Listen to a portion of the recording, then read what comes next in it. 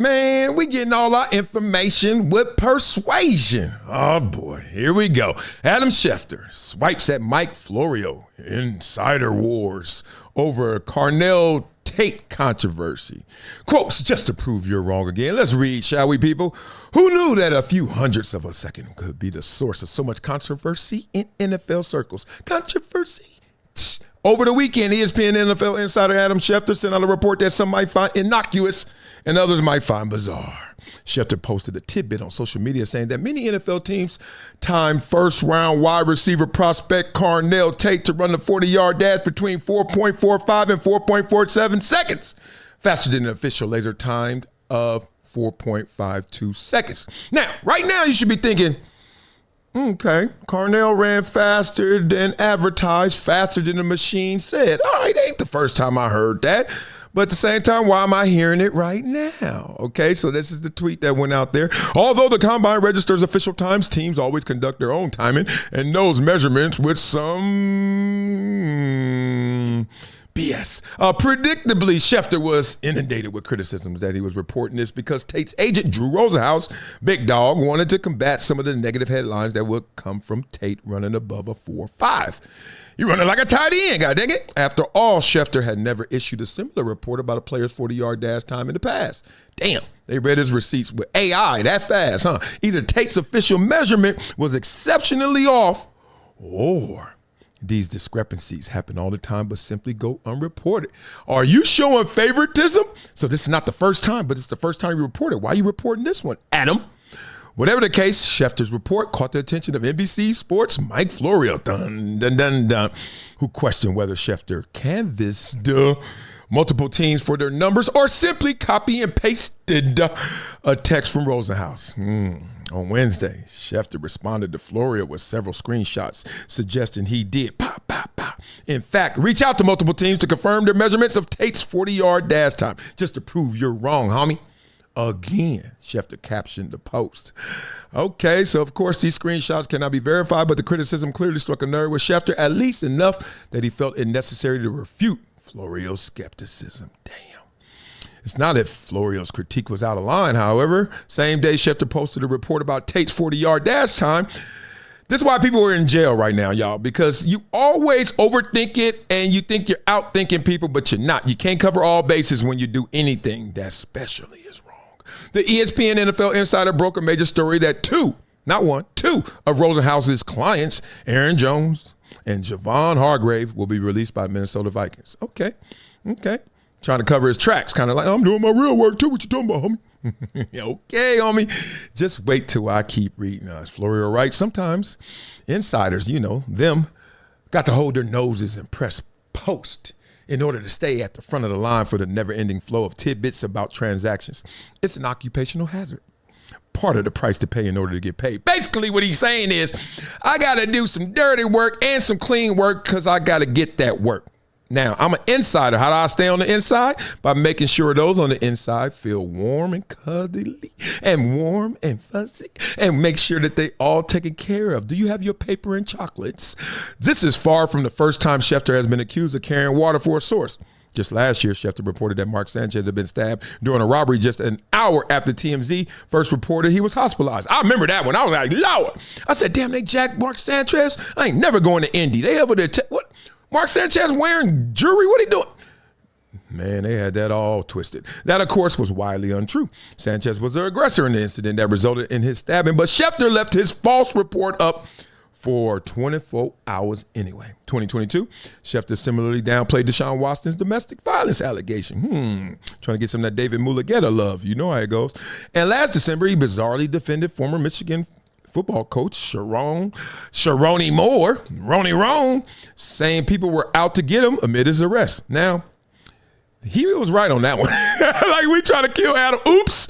No one bats 1,000. Okay, so let's just say y'all ain't getting them on everything. That one, I think he's right. We're going to see that. Suffice it to say, Adam Schefter is not exactly beating the charges of sometimes using his platform to advance narratives that his sources want, rather than reporting news with objectivity. Okay. Basically, I read all that. We had to nerd out because this is interesting. Now, these insiders, obviously, the ego's involved. Obviously, competition's involved. And obviously, to stay on the inside with somebody, that is a premium position. I'm on the inside with Drew Rosenhaus. I'm on the inside with so-and-so. So if you're on the inside with somebody, typically they're going to keep everybody else on the outside or is not as close to the inside as you. So it's really a battle. It's a battle. You can't just say I'm an insider and then you got the source. They got the same sources because who's going to get it first? I mean, you talking about some ass kissing. You talking about some butt. They got, it's just the way it goes, okay? Duh. All right, don't feel insulted. Duh. Ain't nobody stupid. We know how the game goes. But at the same time, to what end will you go to make sure that this is the reality? So let's continue. Because now Florio said, you know I'm a lawyer, right? Let me write this up real quick for y'all, homie. Let me make this bigger for y'all too. All right, so Florio gets a chance with the typewriter, and he writes, this, and this is good. This is real good. NFL news cycle can move pretty fast, whether it's hand-timed or lasered. Get out of here. That distinction has provoked an unexpected, where'd it go? An unexpected fracas between yours truly and Adam Schefter of ESPN, and a comment he made today on Pat McAfee's show has nudged me to do something I didn't really want to do. He was cool, calm, and collected. Then he said something. He said, damn it. It all started on Wednesday when I noticed this tweet from the folks at Awful Announcing, my favorite website. Adam Schefter roasted for trying to rewrite Carnell Tate's 40 time. I knew right away what it meant. I clicked on the link and read the article from Drew Lerner. Tate, ran the 40, slower than expected with all the stuff we just said. Okay, Drew Rosenhaus client, all right. And then this is the stuff we just read, so we ain't gonna do that again. I ain't gonna bore you, okay? And then there was no similar tweet regarding any other prospect who ran the 40 at the scouting combine, even though the underlying circumstance, hand timing versus laser timing, surely affected players other than Tate, a Rosenhaus client. Here we go. Put simply, Schefter was doing a solid for a good source. The instincts of those who had roasted Schefter were correct. Ha. Here are two paragraphs from our item on the situation that seemed to particularly rankle Schefter. The broader point, as addressed by Lerner, is that some are seeing through Schefter's report as an effort to do a favor for Tate's agent, Drew Rosenhaus, is part of the gig, and is something that, to the trained eye, is instantly recognizable.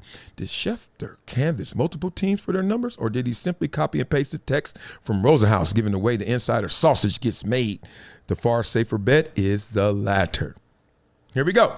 Schefter, who had ignored entirely the tweet and the post from Awful Announcing, responded to his tweet, Mike Florio's, by posting screenshots of a pair of texts that purport to show communications with team employees, blah, blah, blah, yeah, just to prove you're wrong again. Yeah, okay. The response in his ensuing victory lap with McAfee was viewed by some as proving that Schefter was right about everything mentioned or suggested in the article. But whether or not he actually texted team officials about Tate's 40 wasn't the point. See, this is how the goalposts get moved and cats just be still kicking the same field goal. No, it's a different distance. Schefter was clearly doing a favor for Rosenhaus by sowing doubt regarding the official time of 4.53 seconds. And it was just the latest example of Schefter using his 11.5 million follower platform on Twitter to maintain, if not enhance, a relationship that helps to fuel the primary reason for his existence. Telling Twitter about a transaction before it's inevitably announced, and ideally before anyone else.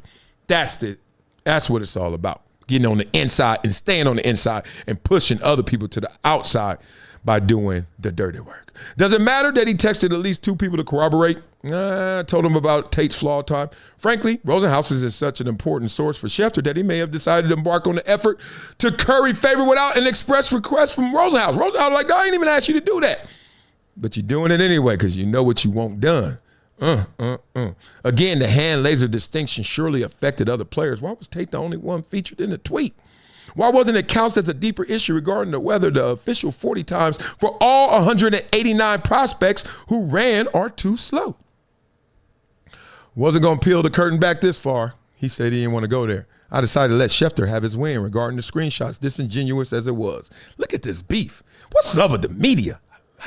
The willingness to exercise restraint was bolstered by the fact that I heard from several people in the media, unprompted, who thought it was a mistake for Schefter to not own one of the key elements of his overall information gathering process and move on. He didn't. On McAfee's, Schefter said this of my item: it was uncalled for, it was unprofessional, and it was unnecessary.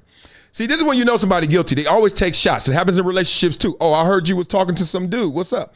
Oh, what do you mean? I heard you was talking to some dude. How you know? What do you mean? It doesn't matter if I know or not. Is it true or not?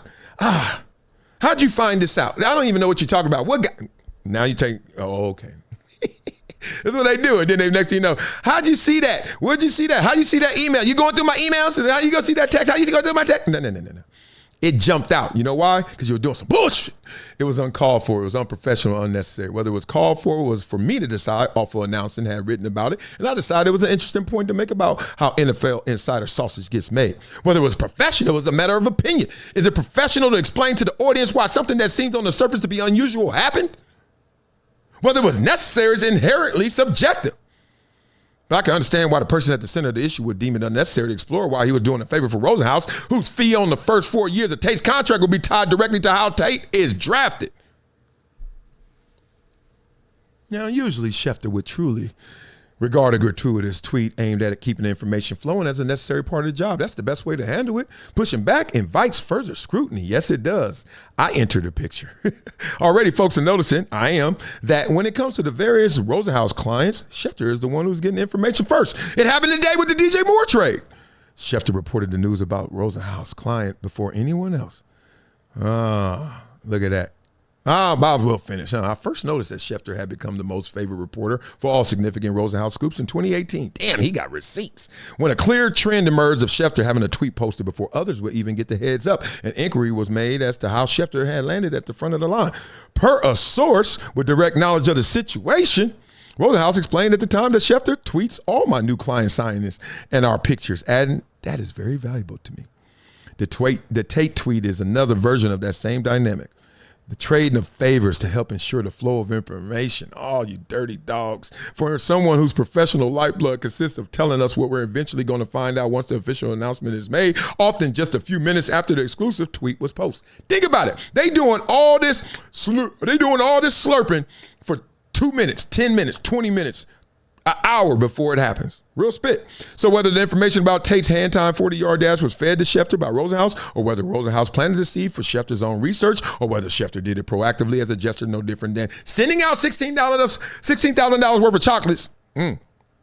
Schefter's decision to focus on a potential flaw in the official laser time 40 from Tate and not to make that point for anyone else who ran it can be explained in very simple terms. You want it? Drum roll. Think about it. If you ran to the combine and you're like, dog, my coach ran, I ran, and my coach said I ran faster too. Where the report at, homie? No report, homie? Oh, okay. Schefter was doing a favor for someone who does plenty of favors for him. Blah, blah, blah.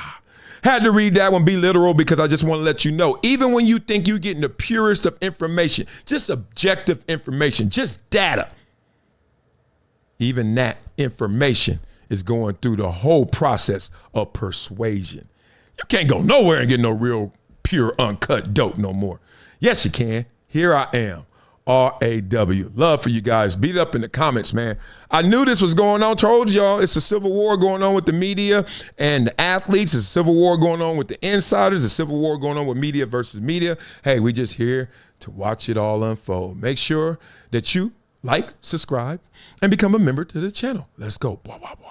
What's good, fam? It's your boy, Marcellus Wiley, and I got to talk to you about something that's been a game changer for me. Y'all know I've been on the comeback trail after my hip surgery, and let me tell you, getting back to 100% ain't easy. I've been looking for anything to give me that edge, to help me bounce back stronger, faster. And that's where VINIA's new blood flow hydration product comes in. Oh, this ain't just another supplement, people. This is about optimizing your body from the inside out. Since I started taking VINIA blood flow hydration, I'm feeling a big difference in my physical therapy sessions and my energy levels. And for anyone out there, or just looking to elevate your daily well-being, this is it. So head over to my link in my bio, check out VINIA blood flow hydration, and start your own comeback story. Trust me, your body will thank you. It's been a decade plus that I knew that this day was going to come. Oh, this is not hyperbole here. Because I believe it's the purpose.